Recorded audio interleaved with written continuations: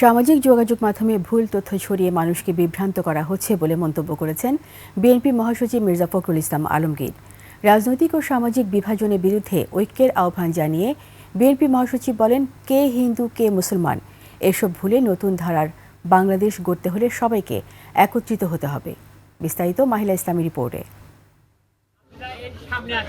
দুপুরে ঠাকুরগাঁও শহরে একটি মন্দিরের ফলক উন্মোচন করেন বিএনপি মহাসচিব মির্জা ফখরুল ইসলাম আলমগীর। সে সময় মির্জা ফখরুল সনাতন ধর্মাবলম্বীদের উদ্দেশ্যে বলেন, ৭১-এর স্বাধীনতা যুদ্ধে কোনো ধর্ম বর্ণ ছিল না, সবাই একসঙ্গে লড়াই করেছে।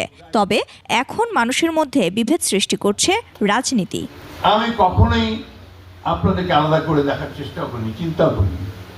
দুর্ভাগ্যজনকভাবে আমাদের রাজনীতি আমাদেরকে আলাদা করে দেয় মাঝে মাঝে। সেই রাজনীতি আমাদেরকে পরিহার করতে হবে। এখনও ষড়যন্ত্র চলছে মন্তব্য করে মির্জা ফখরুল বলেন, প্রতি মুহূর্তে ষড়যন্ত্র হচ্ছে, তাই সবাইকে সতর্ক থাকার আহ্বান জানান তিনি।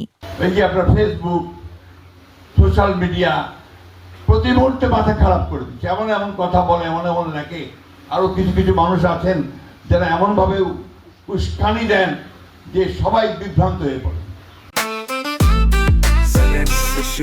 জেনেক্সে শিফট করো, লাইফকে লিফট করো।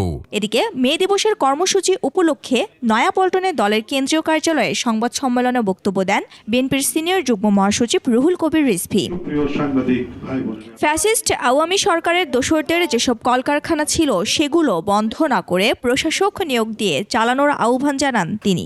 ফ্যাসিস্টদের সমর্থক কিছু ব্যবসায়ী গোষ্ঠী তারা টাকা লুটপাট করেছেন, টাকা পাচার করেছেন, কিন্তু তাদের যে সমস্ত প্রতিষ্ঠান করেছিল সেখানে হাজার হাজার শ্রমিক কর্মরত ছিল, কিন্তু সেই শ্রমিকদের ছাঁটাই করে বন্ধ করে দিয়ে সেই মিল কারখানাগুলো, আমার মনে হয় যে সেটা অন্তর্বর্তীকালীন সরকারের এই জিনিসটা করা ঠিক হয়নি। কারখানা বন্ধ হওয়ার কারণে কোনো শ্রমিক যেন বেকার না হয় সেদিকে সরকারকে দৃষ্টি দেওয়ার আহ্বান জানান এই সিনিয়র নেতা। যারা সরকারকে টিকিয়ে রাখার জন্য নানা মন্ত্রণা দিয়েছে তাদের বিচার করুন। মাহিলা ইসলাম, ২১ টেলিভিশন, ঢাকা।